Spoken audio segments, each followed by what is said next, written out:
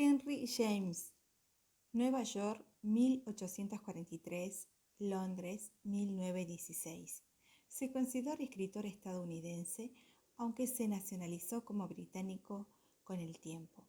Esta circunstancia de escritor americano en Europa aparece en todas sus obras, en ese contraste de la inocencia norteamericana con la falsedad del viejo continente europeo, es decir, contrasta la bondad inocente, más ignorante, inculta, espontánea americana, con la doblez, la falsedad, el cinismo, la sofisticación, el complejo de superioridad de la sociedad europea. Sinopsis de la obra. Todo comienza cuando una joven institutriz acude al cuidado de dos niños huérfanos en una vetuosa mansión victoriana. Lo que en un principio parece una osadía y un cometido completamente agradable, deriva, en realidad, en una situación de pesadilla y horror.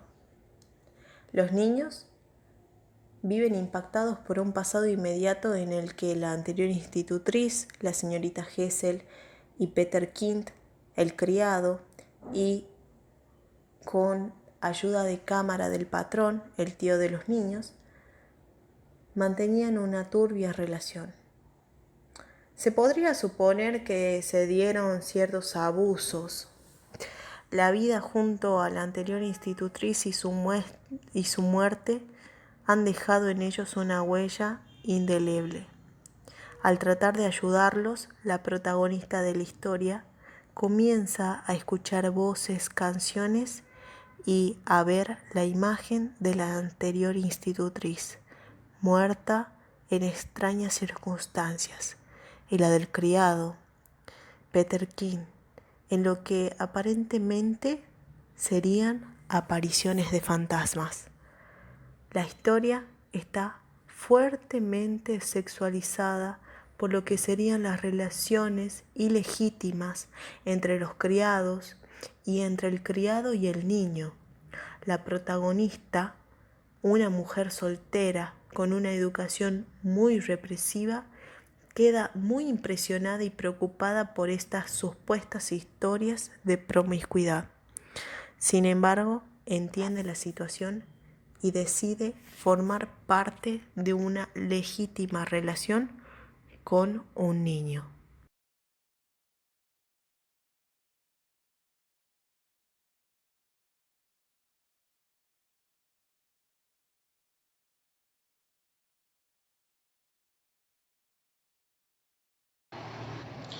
Temas: lo sobrenatural. La casa embrujada y la existencia de almas en pena que deambulan con el objeto de acosar a los vivos conforman esta gran temática de la novela. A su vez, el autor, en este sentido, recupera varios de los tópicos más comunes de las historias de terror. Esto ya se vislumbra desde el prólogo, cuando un grupo de amigos se entretienen alrededor de una chimenea contando cuentos de fantasmas mientras esperan la llegada de Navidad. Para cuando el autor escribe Otra vuelta de tuerca, la literatura de terror ya tenía una tradición importante y un lugar ganado en el público tanto de Inglaterra como de los Estados Unidos. Su referente más próximo es el escritor Edgar Allan Poe, pionero en la narrativa de cuentos donde lo sobrenatural o misterioso se introduce, al igual que en la novela de James, a través de la introspección de sus narradores. Por otro lado, incluso en el siglo XVII ya pueden encontrarse convenciones literarias propias del terror en la literatura gótica. Los antiguos castillos, los amplios y desolados jardines, los fantasmas y cementerios son imágenes constitutivas de esta tradición, al igual que la aparición de mujeres heroínas como las únicas capaces de percibir el mal y combatirlo. Además, aún antes de la literatura gótica, la producción de climas misteriosos a partir de estas imágenes era recurrente en autores célebres del Renacimiento, tales como William Shakespeare. La construcción de los espacios en el relato, por ejemplo, es algo común en la tradición de historias de terror. En el capítulo 1, la institutriz se sorprende de la confianza y el coraje de Flora, quien la guía por la enorme mansión llena de cuartos vacíos y oscuros corredores. El lugar, alejado de la civilización, antiguo y coronado por dos grandes torres, se presenta como el escenario ideal para las apariciones de los fantasmas. En las habitaciones, por ejemplo, se oyen susurros, movimientos casi imperceptibles, lo cual llama la atención de la mujer. Y además corren brisas heladas por toda la casa, lo cual van apagando las velas. La locura. Una de las características más valoradas de la escritura de Henry James es su intento por producir una literatura que exprese, en forma realista, los procesos psicológicos de sus personajes. En otra vuelta de tuerca, ello se comprueba en los monólogos interiores de la institutriz, que ocupan la mayor parte de la novela. En estos monólogos son recurrentes los momentos en los que su cordura puede ser puesta a prueba. Su miedo por la seguridad de los niños y el deseo de que su trabajo sea reconocido por el tío de ellos se explicitan en forma insistente a lo largo de la novela, al punto de transformarse en pensamientos obsesivos. En el capítulo 3, la institutriz manifiesta sentirse justificada por realizar correctamente sus labores, al tiempo que considera su trabajo como una forma de darle placer a su amo. Luego de ello, expresa que sería una historia encantadora encontrar a alguien súbitamente que la admire por su trabajo. En ese momento se le presenta por primera vez el fantasma de Quint en una de las torres de la mansión, lo que puede ser interpretado como una alucinación. Otras situaciones de la historia apoyan esta caracterización de la institutriz como una mujer mentalmente inestable.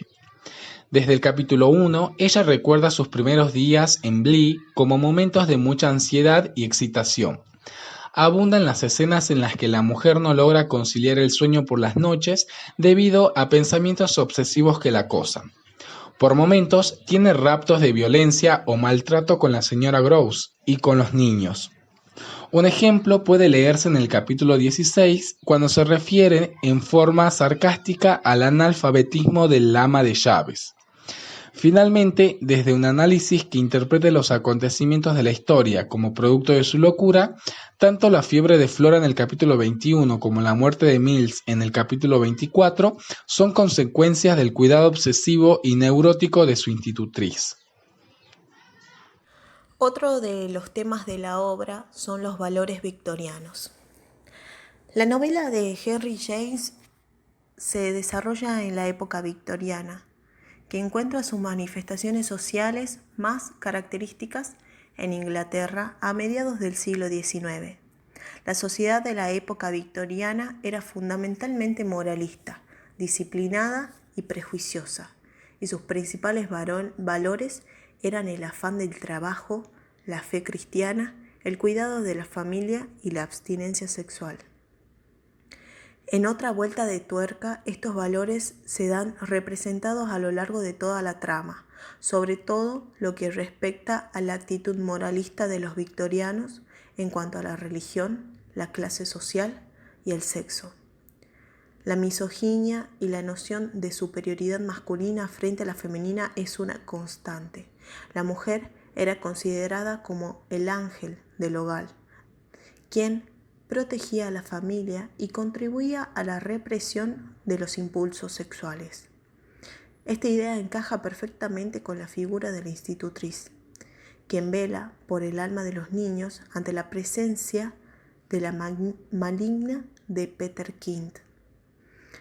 Si bien el carácter ambiguo de la novela nos permite explicitarlo, sí se puede intuir que la perversión de este tiene connotaciones sexuales.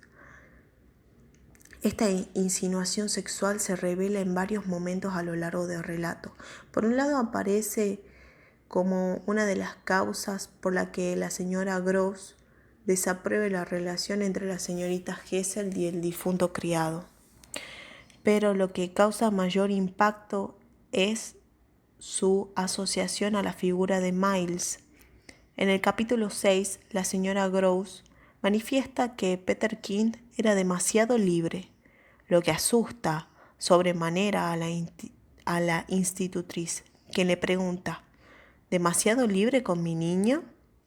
Este es el momento en el que la posibilidad de que Quint sea pederasta se formula con mayor explicitación.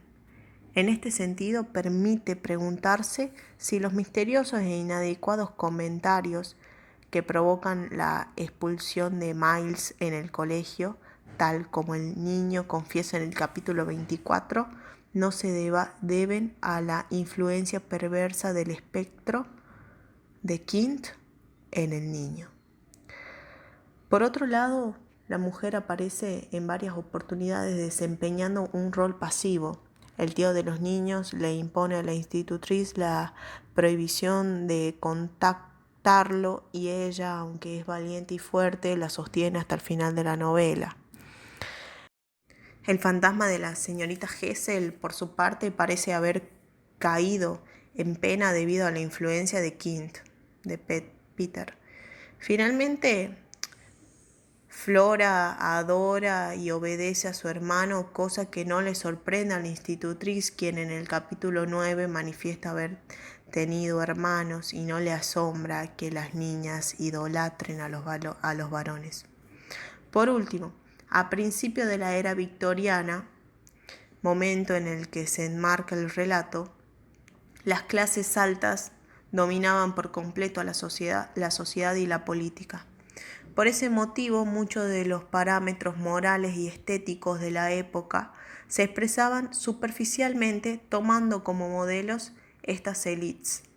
En la novela, por ejemplo, el carácter ruin de Peter Quint se verifica en el hecho de que no use sombrero, lo que establece una distinción de clase que se vuelve significativa.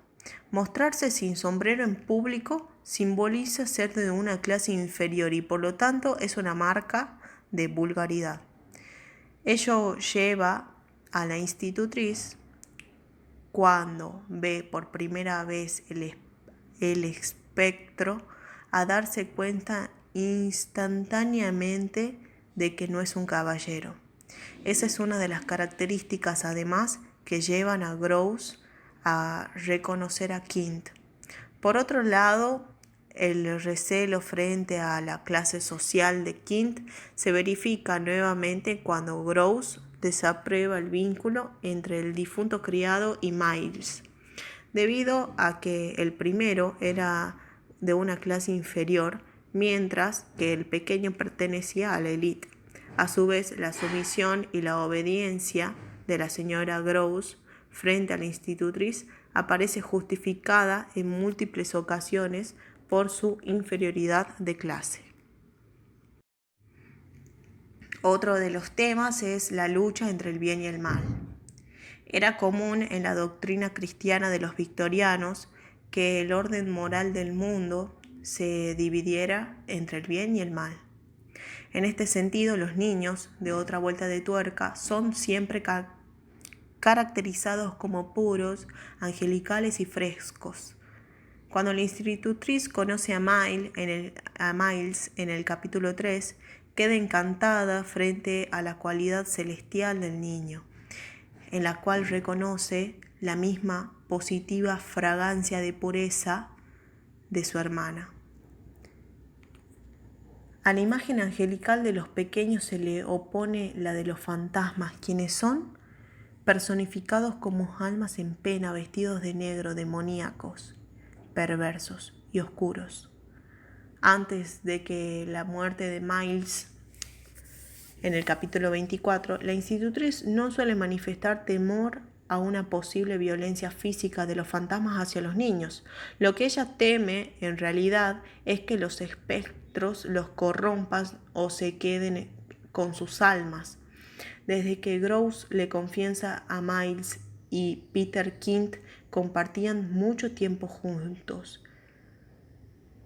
La institutriz se convence de que la antigua institutriz y el criado intentaron pervertir a los niños en vida y que su influencia continúa después de la muerte. En este sentido, el temor ante el sexo como una forma de corrupción es recurrente en la historia, aunque no sea mencionado en forma explícita. Otro de los temas es el doble. Una mirada atenta a la construcción de los personajes principales de Otra Vuelta de Tuerca permite sacar a relucir otro de los aspectos fundamentales, como el tema del doble. En este sentido, cabe mencionar que la cuestión del doble no es específica de esta novela. En realidad, en la literatura en general, este motivo se manifiesta como una forma de expresar literalmente la dualidad de la naturaleza humana y resulta particularmente frecuente en la tradición del género fantástico. Aparece el tema del doble en forma recurrente, por ejemplo, en los cuentos de Edgar Allan Poe o en la narrativa de Robert Louis Stevenson, entre otros. En el caso de Henry James, el problema de la dualidad puede considerarse desde diversos ángulos. En un principio, la caracterización de los espectros personificados del mal se construye a través de un paralelismo con los personajes de Miles y Flora, que operan, por el contrario, con representantes del bien. Los niños aparecen constantemente asociados al color blanco, la pureza, la infancia, a lo celestial, a lo angelical, mientras que los fantasmas están vestidos de color negro y se lo asocia con la corrupción, la adultez, lo diabólico y lo perverso. Por otro lado, el tema del doble se vuelve a replicar en los niños, que podrían considerarse como la versión femenina y masculina del mismo personaje angelical. A su vez, el tema del doble puede interpretarse en oposición institutriz buena versus institutriz mala. En el capítulo 15, por ejemplo, se produce un encuentro entre ambas mujeres en la sala de estudio. En esa escena, la institutriz dice que Gesell la miró como si su derecho de estar en el lugar fuera tan válido como el de ella.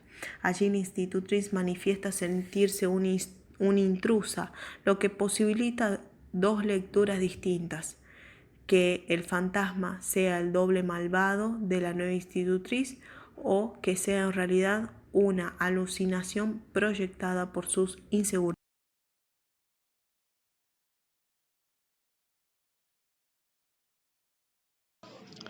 El trasfondo psicológico de Otra Vuelta de Tuerca.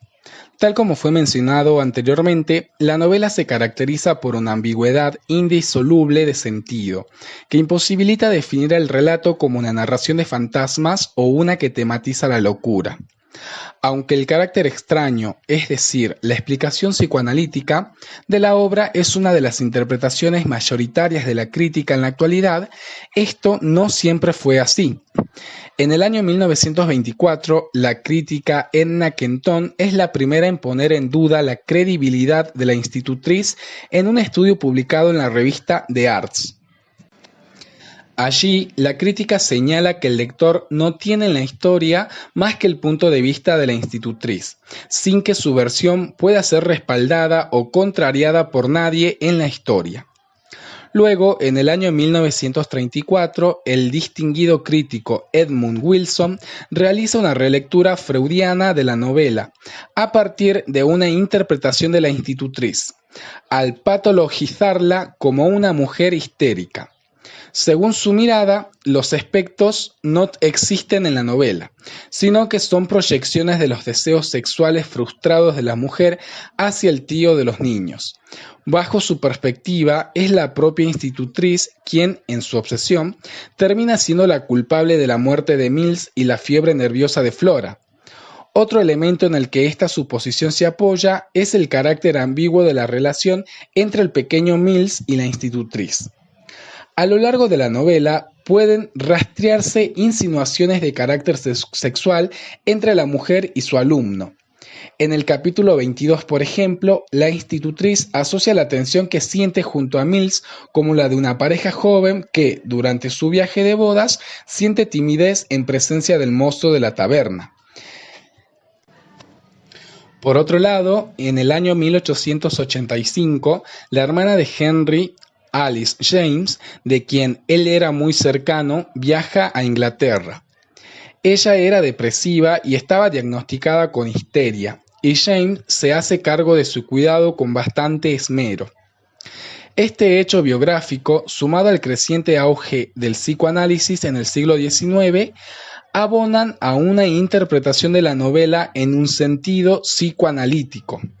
Pese a todos estos elementos, lo cierto es que el sentido final de Otra vuelta de tuerca aún permanece ambiguo, y es justamente debido a esa ambigüedad intrínseca a la obra que la misma es valorada en su actualidad y excelencia. Conclusión.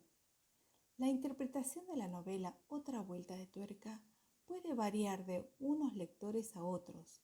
La lectura de esta obra se puede abordar desde el supuesto de que los fantasmas existan, a través de la protagonista sin nombre, en el contexto histórico, social, literario de la época del siglo XIX, da la impresión de que los fantasmas existen dentro y fuera de ella. Se ve apariciones como reales y cree que el resto de los personajes la ven, pero lo disimulan y quieren convencerla de que ella no ve nada.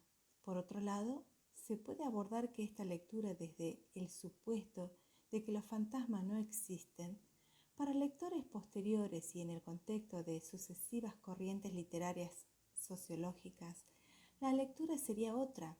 Se puede suponer también que los fantasmas solo existen dentro de la cabeza de la institutriz, solo un producto de la imaginación de la mujer. Ella supone de forma equivocada que los niños los ven también, pero no quieren demostrarlo. Como los niños no ven nada, al final resulta que solo la institutriz sufre las perturbaciones. La capacidad interminable de Otra vuelta de tuerca hace posible interpretar, reinterpretar y acomodar todo de acuerdo a cada forma de ver.